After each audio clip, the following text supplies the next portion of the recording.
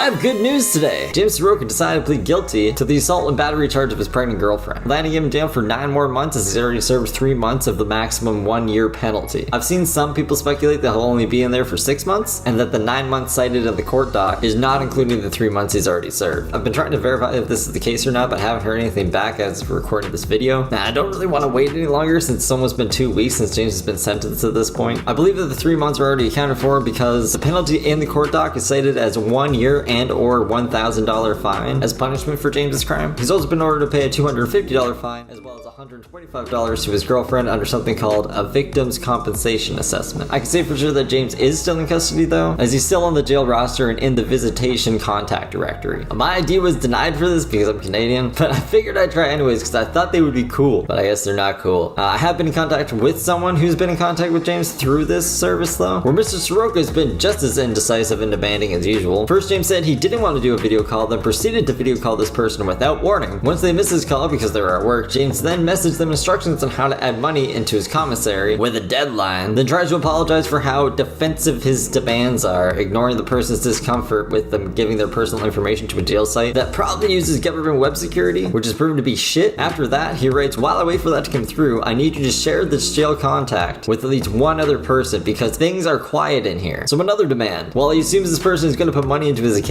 his wording is like a pushy salesman. "While I wait for you to come through with this, do this other thing for me." Then he sends 3 messages in a row right after being told that it costs this person 30 cents to receive a message and not to do that. Like, try to group your messages together. So James is just being a typical asshole, like he always is, while trying to get people to give him money and recruit others to do the same. So the Feet P script is still going strong in jail, it looks like. The last contact made was him stating that he may or may not have a story to tell depending on if he's released on November 8th, which he wasn't, and that if he doesn't respond, that it's a red flag and to find another way to contact him. I don't really know how James would expect them to do that. Like, what? Is he expecting them to like formulate a protest outside the jail or something if he's not like responding to their messages? This guy's delusional. So if I can find a way around the ID system or get an American to sign up for this thing with my phone number, then maybe I can get James's story he's hinting at here. Even though I doubt he'll talk to me, he'll probably just want to wait until he gets out to tell his own story because that's what he was doing before.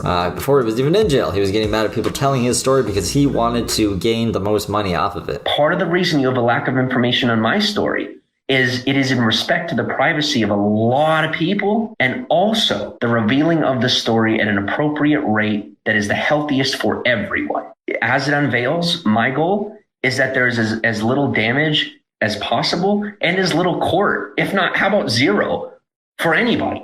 Getting back to the initial charge, it doesn't appear like James's case was ever presented in front of a jury or went to trial, which is probably why Saroka decided to plead guilty last minute, because he realized the extent of evidence they had against him, as well as everything said in court being documented, which would no doubt be used against him and would be publicly accessible. And on top of that, he would be found guilty either way. So he might as well be found guilty and mitigate any damage to his public image, which at the end of the day, I think is all he cares about. So it's disappointing that we couldn't get to see a trial where James stood in front of a jury to try to justify why he hit his girlfriend and all the other stuff, but at least he's not getting away with it this time. I also find it interesting that he decided to change his lawyer up last minute to a fellow named Jesse T. Muth Esquire? Jesse T. Muth Esquire. Yeah, that's a name for sure. Who describes himself as pretty awesome, which I'll have to take his word for, at least for now, until I can actually talk to this guy. I will say his handwriting is something to be desired though, as it states that he filled out this whole form on behalf of Saroka. Like I said before, as much as I would love to have had a trial by jury against Saroka documented, if this guy was the one to convince him to plead guilty and get him put away for as long as possible, I'd say he's pretty awesome for now. It's also cited that Josh's niece, Tiffany's victim impact statement was read and acknowledged by the judge in court. I guess we'll never know what pieces of evidence were actually going to be used in the trial now either, as well as what the summoned witnesses would have testified to. So in a way, James dodged a bullet because he can now take control of the narrative to anyone who's naive enough to listen to him. This is gonna sound cynical, but I don't think people like James are capable of change. Over the years, I've seen him get multiple opportunities to pull himself out of the hole he's dug himself into, only to throw them all away, and only get worse over time. So, like, I couldn't imagine Jim's life getting worse than when he was crying in that tent and he was homeless. But all I want to do is get back to normal. You guys have no idea how afraid I was. I am pretty darn tough. You guys don't even know. Because you hear me cry. Well, at the same time, though, you know what I mean? I still have feelings. And right now, I am just scared. And I'm so tired of being so scared all the time. And I'm asking for anybody that would be willing to help us. just to get on our feet. Just to have a roof over our head, and I could go get a job, and I got no problem. I could keep one, and if I have to get off the internet, then that's what I have to do. And then Caitlin could go back to college. And we're not going back to Pennsylvania. There's no kumbaya with the crazy people. People are just afraid of me, and you don't have to be. I promise. I'm not the way that they're saying I am. I'm really not. And it's like the more I try to say it, the less people believe me. And it's like being in hell, and I don't understand why it could just happen that way. And I think if I get my head together, then I could explain it better, and then people will believe me. I should have started in the beginning with having my own 2 feet. Having my own 2 feet under my body. However you say that, right? Having my 2 feet planted. It starts there, and I've never done that. But he somehow found a way to top that, especially with his last Mac episode where he was driving homeless across America, making friends with all these animals at the zoo and eating napkins and shit. I saw a monkey. I looked at him, and he looked at me, and we became best friends. It's a fact. He looked at me and said, "You are the only one that hears me. Why will you not get me out?" And I said, "Sir, I am in a cage too." We bonded. I moved on with my day. He was eating food, but I didn't have any. The irony. The lion was feral and shy. And that was a bit disappointing because I wanted to see the lion and spend time with the lion and befriend the lion and maybe clean his teeth with my fingers. He thought it was Dr. Doolittle. So when he does come back, I'll be here to let any trusting, impressionable people know just how much of a piece of shit this guy really is, and why they would be better off giving their money to ISIS rather than James Saroka. Probably. I don't endorse ISIS, don't do that. Other than that, there's not really much else to say. This will probably be the last Saroka video, at least for a while, at least until he gets out. If we get any more clarification on anything else, or hear back from James himself, I'll make a follow-up video before that. But until then, relax, rejoice that James is in jail for at least the next 6 to 9 months. I'll be celebrating in this video's after stream. If you want to join me, I'll see you there. Important. You're not even as smart as you like to think you are. What you are is a pariah. You're an evil ball of nothing. And you need to start realizing it. And there will come a day in your life where you will no longer be able to hide from accountability. And on that day, I hope you learn something. And until that day, I hope you prepare for that day, because it is coming.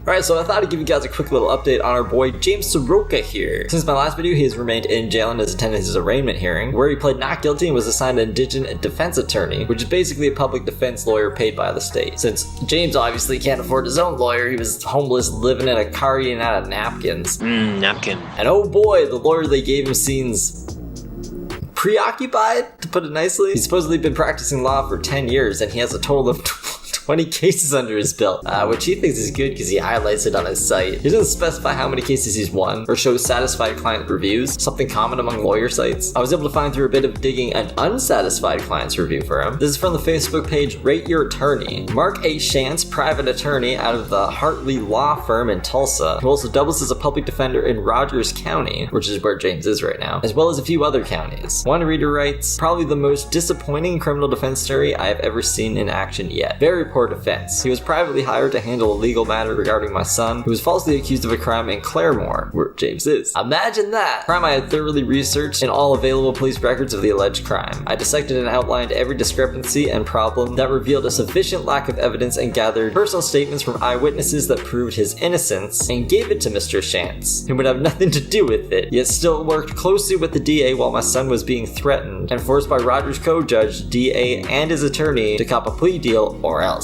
While in jail, my son was asked by the other inmates who his attorney was. He told them Shantz. They told him that they would sell him down the river, and that he did. At this point, I didn't realize that he was a public defender who worked for Rogers County. By far the most worthless attorney I have seen thus far. I would never recommend this attorney to anyone." And this is James's lawyer. So I'm feeling pretty good about this. So despite spelling his name wrong in the review itself, the poster includes images showing the lawyer's name spelled correctly, as well as his accolades that would match James's lawyer, and is the only M. Shantz practicing practicing law in Rogers County. So it doesn't seem like James is a good defense lawyer, which even if he did, the amount of evidence being collected against him is pretty damning. Josh was a man brainwashed by James into selling all of his belongings, made to walk over 4 miles to work to 2 separate jobs because James told him to sell his car, and also bled this man's life savings dry to support him, James, and his girlfriend, while James just spent Josh's money on $400 organic lamb and other useless junk, while also abusing his girlfriend on the regular. Once James bled Josh dry and ran up all his credit cards, he gaslit Josh into apologizing to James and convinced him that it was all his fault that his money was gone and now he was in debt. As most everybody knows, I was following and was given money. I've always given money. That's always been my issue, was everything's been about money. I don't even know how much money I've given. I couldn't even guesstimate. But I will let everybody know that I am about $70,000 in debt. Most of it was mine. That's not what you told me. You told me you had $16,000 in debt when we met. I said most of it was mine before. Yeah. That's what I said, before. That's before I knew it was mine. Then it came time for the rent and I didn't have it. I said, I don't have it. I am sorry for that. That I was trying to buy friendship is basically what I was doing. That was the biggest thing I tried to do was to buy a friend. And I'm gonna tell you that did not work out too well. That was not the way to go. Seemed right then the right thing to do. And now I realize that you can't buy friendship. Everybody saw that I was giving all the money, and it made me feel good for a while. I was feeling good. Oh, I can do this and do this, and just all of a sudden it caught up with me, and it's like I don't have anything else. And when he needed me the most, I wasn't there. And I found out now that was not being a friend. That was being a fraud? Yeah, fraud, scammer. That was it. That was what I was looking for, scammer. I was actually a scammer. James's girlfriend then left the place they were all staying at after cutting holes in Josh's clothes and peeing on them. Josh's niece, Tiffany, has been in contact with the DA prosecuting James and has been sending them countless videos as well as a written victim impact statement. They'll be read at James's next court hearing on August 30th. Tiffany was also having people supposedly contacting her claiming to be Oklahoma lawyers and to go easy on James because the poor guy, he's young in his life and it's just fuck this guy, dog. Which prompted her to make this recording. I want you to listen, and I want you to listen well. I am not here to dick around with any of you who think you're lawyers, who claim you're lawyers, who claim you've just been suddenly befriended by someone in Oklahoma and they're telling you everything you shouldn't know. Trust and believe every single one of those messages has gone to the district attorney's office. I am not kidding here. I am not joking around. I am not lying. I have the proof, and I will make certain that your names are known, because this is not something you want to fuck me over on. So get the fuck out of my DMs. Get the fuck off of my Twitter. If you're not helping, you're hindering, and I have nothing to fucking say to you. If you want to hear more about how Tiffany feels on James the person and what he put Josh through, I'll leave a link to an interview she did with another YouTuber named Dr. Demonic. I'm also going to link 2 interviews done with Josh himself in the description below, one by Chris Anonymous and the other by Digital Goon. Hopefully James's girlfriend's parents are as in contact with the DA as this person is. So between the 2 witnesses that saw James strike his girlfriend, the possible pawn shop footage, the numerous online videos, and the victim impact statements from not only Josh's niece but possibly James's girlfriend's parents as well, I can't see the judge being very lenient with him, especially since maybe this is a sexist take here, but she's a woman judge. I don't think this is a judge that's going to be like, well, boys will be boys. Let's move on here. I think she's probably going to want to see James be held accountable for this because it shows a pattern of behavior. It just sucks that it had to take a public assault in order to have James take some accountability, but I guess that's life.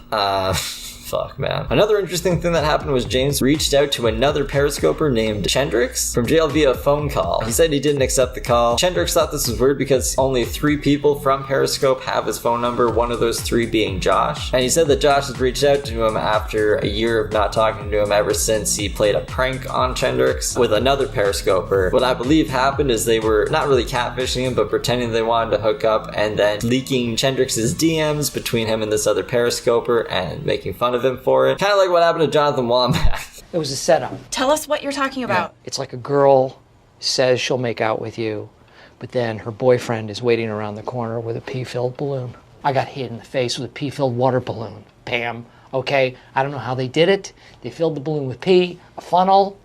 I don't know. Only Chendrix didn't get hit in the head and become like the poster child for anti-bullying, at least in the early 2000s. My American audience probably has no idea what I'm talking about. This happened in my hometown. They made like a movie about it, and it really skewed the reality of events leading up to, during, and after the initial assault. Jonathan. Yeah, hello? Now? Yeah, a couple minutes, okay? Courtney?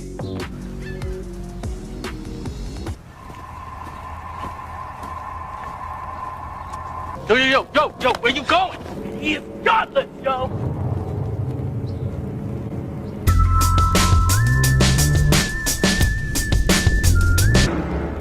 What the shit, King? Oh, boy!